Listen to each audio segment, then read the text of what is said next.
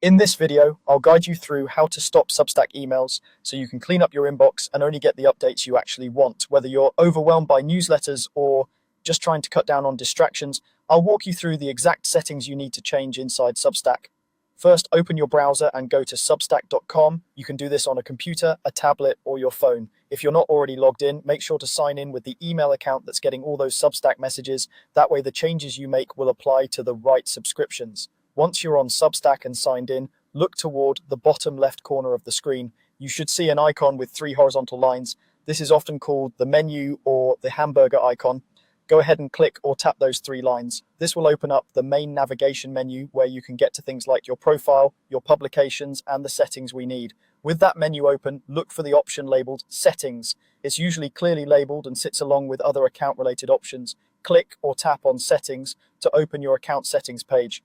This is where Substack keeps all your preferences for your account, including how, when, and if you receive emails. Once the settings page loads, you'll want to scroll down until you see a section called Notifications. Take your time here and scroll slowly, because depending on your account and screen size, it might be a little further down the page. The Notifications section is where Substack lets you control what types of email updates you receive. When you reach the notifications area, you'll see different options for the kinds of emails Substack can send you. These might include things like new posts from writers you follow, recommendations, comment notifications, and possibly updates from Substack itself. This is the control center for your inbox. If you're trying to stop Substack emails completely, look for the option that lets you turn off all email notifications. This might be a single master switch or a checkbox that clearly indicates you're disabling all emails. Go ahead and turn that off. Once this is disabled, Substack should stop sending you email updates, though you may still be able to read posts on the site or in the app whenever you want.